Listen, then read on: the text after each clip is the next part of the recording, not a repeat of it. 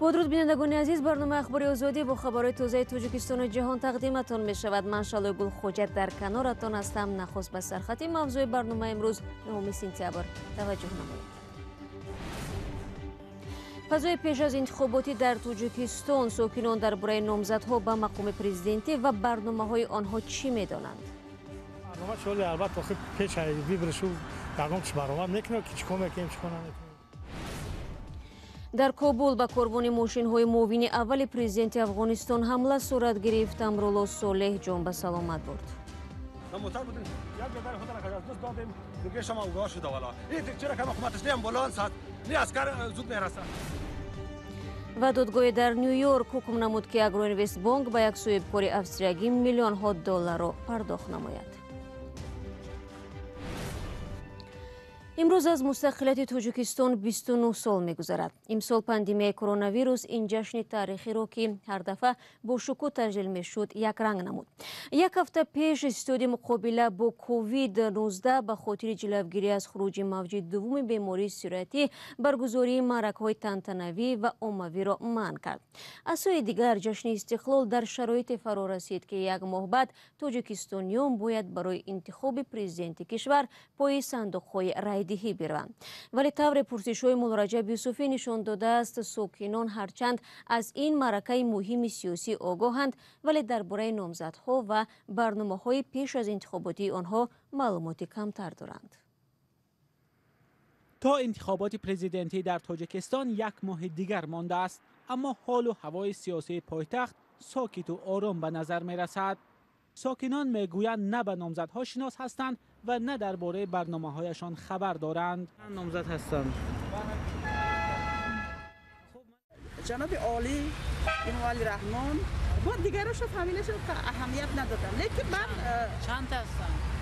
4 کس به خیالم. برنامه شغل البته خب پیش بیبرشو یگام چه برنامه میکنه که چیکار میکنیم چیکار نمیکنیم. تا امروز نامزدی 6 نفر برای اشتراک در انتخابات پرزیدنتی پیشبری شده است. نامزدها حالا به جمع آوری امضا مشغولند. قرار است روز 15 سپتامبر کمیسیون مرکزی انتخابات روی خط نامزدهای ثبت شده را اعلان کند. این گونه نوشته ها از کمترین نشانه های آن است که تاجیکستان یک ماه بعد انتخابات پرزیدنتی دارد. بجز از این نوشته ها تقریبا هیچ چیزی در کوچه های دوشنبه دیده نمی شود که بیانگر آن باشد که روز 11 اکتبر تاجیکستان رئیس جمهوری خود را انتخاب می کند. ساکنان در هرچند درباره روز انتخابات معلومات دارند اما زیاد مایل نیستند که در این باره صحبت کنند. انتخابات پرزیدنتی در تاجیکستان روز 11 اکتبر برگزار می شود. منتقدان حکومت می گویند نتیجه انتخابات از قبل معلوم است چون نامزدهای مخالف در آن اشتراک ندارند، اما بعضی ساکنان دوشنبه اشتراکشان را در این معرکه ضروری می شمارند. آدمان را چه خیلی انتخابات میکنند.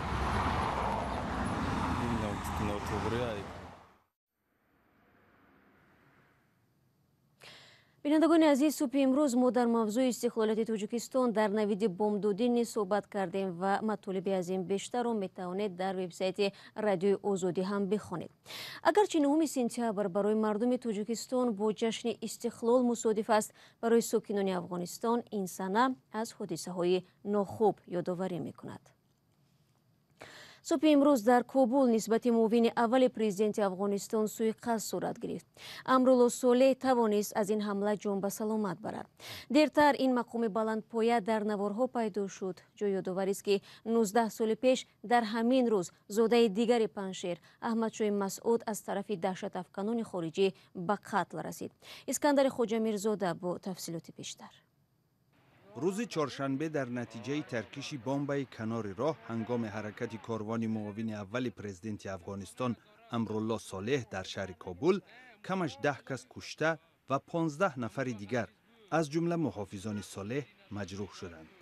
وزارت امور داخلی افغانستان با تصدیق این حمله افزود که معاون اول پرزیدنت کشور با جراحت‌های سبک جان به سلامت برده است.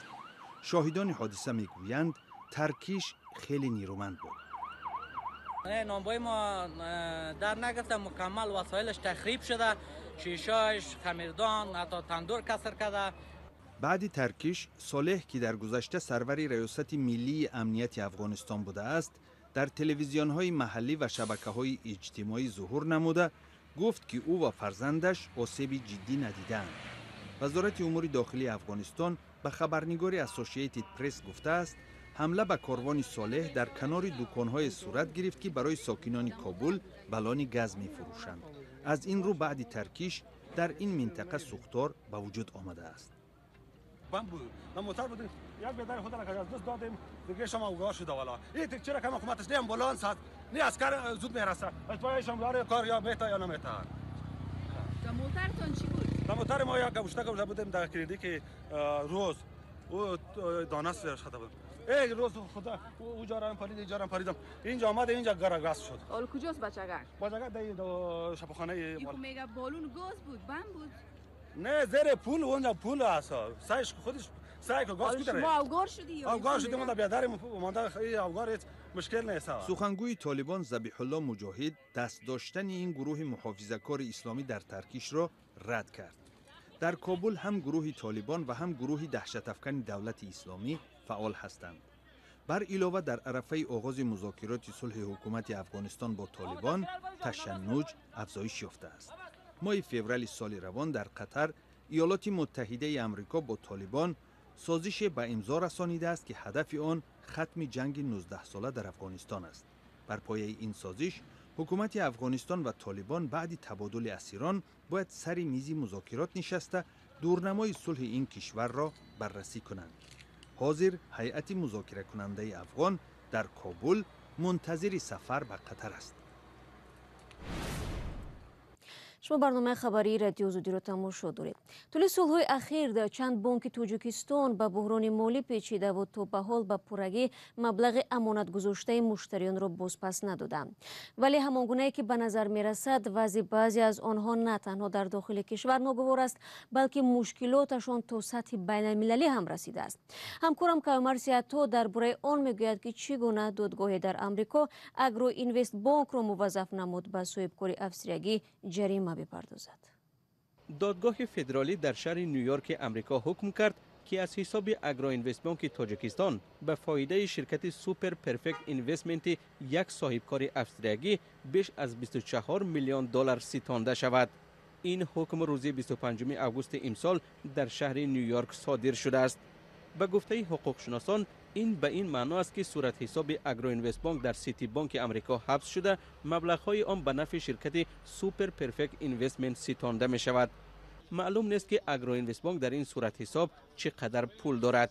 ماموریت بانک به زنگ‌های به تکرار خبرنگار رادیوی آزادی در این رابطه پاسخ ندادند.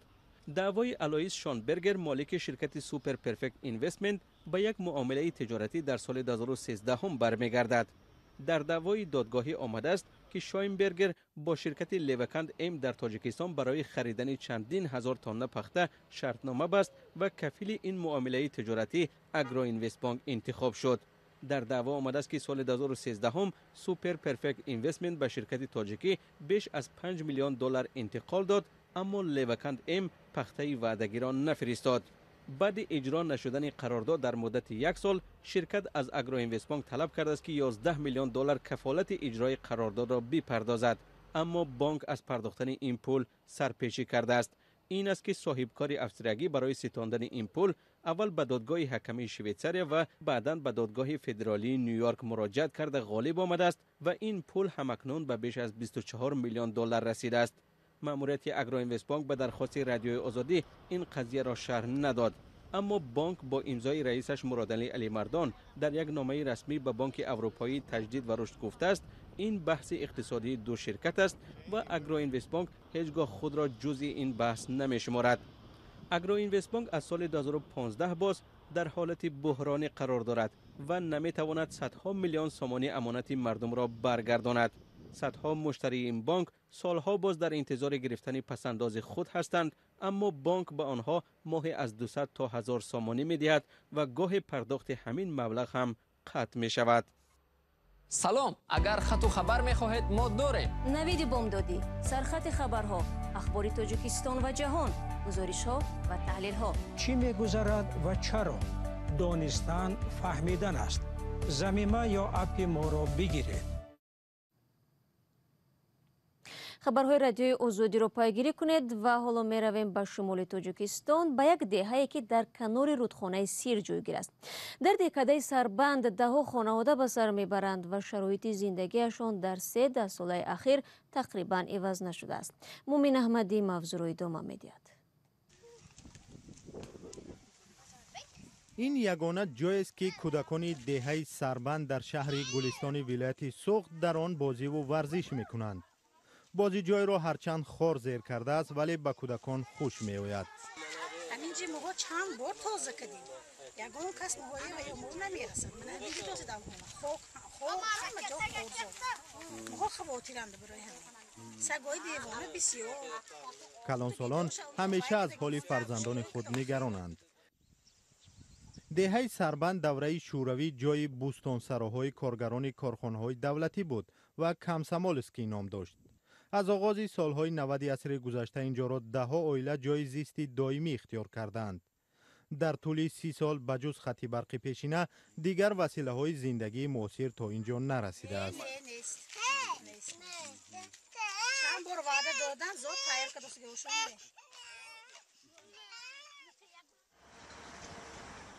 дар ҳукумати шаҳри гулистон гуфтанд ки гурӯҳи корӣ барои омӯзиши мушкили деҳаи сарбанд хоҳад рафт ва роҳи ҳалли онро ҷустуҷӯ мекунанд. набудани бозиҷову варзишгоҳ барои кӯдакон танҳо хоси деҳкадаи сарбанд нест. аксари деҳоти тоҷикистон чунин мушкил доранд. як сарояндаи нобинои тоҷик ки замоне барои шомил шудан ба консерваторияи миллии тоҷикистон бо мухолифатҳо рӯбарӯ шуда буд, ҳоло мехоҳад аз тариқи таҳияи китоб роҳи омӯзишро барои ҳамтақдирони дигараш осон намояд. ӯ бо ҳамкорони мо Шаҳлои Абдулло ва Алишер Зарифӣ нақшаҳояшро дар миён гузошт. басо ҳастан қадри чашми биноро намедонам миёни кӯчаи ҳамвор ҳам афтону хезонам. ин сарояндаи ҷавон тасмим гирифтааст барои ҳамтақдиронаш китобҳои аудиоӣ таҳия намояд. вақте ки ман пас аз хатми мактаби нобиноёни ҳисор ба коллеҷи санъати Аҳмад Бобоқулов шомил шудам, дар он ҷо ҳамроҳи биноҳо таҳсил мекардам. аз сабабҳое ки китобҳои нобиноӣ, яъне нобино ба даст мехонанд, китобҳои нобиноӣ набуд, мо вақте ки маълим омӯзгор дар дарс мавзӯъро қироат мекард, мо нобино метавонистем ки дар диктафон сабт кунем ва то ҳамхели мушкилиҳо шуд ки ва ҳар коллеҷо ба ҳамин мушкилиҳо низ паси сар кардем. иброҳим мегӯяд ба танҳоӣ аз уҳдаи иҷрои ин ташаббусаш намебарояд ва ниёз ба сарпараст дорад. масалан мо як журналист ёфтем, китобҳои биноиро дар студия сабт мекунад. масалан барои мо нобино мавзӯъ ба мавзӯъ, яъне танзим карда метавонад. аз ин рӯ эҳтиромона хоҳиш дорам ки касе ки агар масалан видеои мара гӯш мекунад, масалан тақрибан ният дорам ки як 10-15 китоба масалан пешкаш кунам. иброҳим ки баъзан бо ташкили консертҳо сурудҳои тозаашро пешкаши мухлисон мекард, мегӯяд пандемияи COVID-19 боис ба ҳам задани барномаҳои консертиаш шуд. аллакай дар Сурхандариё, Андиҷон, Намангон, Тошкент ниятҳо буд, маро дастгирӣ хуб мекарданд ки ин вабои ростига ба сари мо омад. ман иншоалло ки дуо мекунем ки худованд ин вабо офатҳоро аз тамоми ҷаҳон дур кунад. иброҳими Исмоилзода ягона донишҷӯи маълуле буд ки дар соли 2011 бо вуҷуди мухолифатҳои баъзе масъулони консерваторияи миллии Тоҷикистон ба ин муассиса дохил шуда онро хатм намуд. ӯ дар хонаводае ба дунё омадааст ки аз миёни 5 бародару хоҳар 3 нафари онҳо нобинои модарзоданд. иброҳим мегӯяд роҳи овозхониро ба хотири ҳавас ва ба даст овардани шӯҳрат интихоб накардааст. бинандагони азиз, вақти барномаи мо инҷо ба поён мерасад. ахбори аз ин бештарро дар сомонаи радиои озодӣ зернишони www.ozodi.org бихонед ва чун ҳамеша дар саҳифаи озодӣ видео дар YouTube наворҳоро тамошо кунед. хотирнишон мекунам ки фардо субҳи барвақт ҳамаи шумо азизонро дар навиди бомдодӣ бо хабарҳои наву тоза мунтазирам. то он дам худро эҳтиёт кунед.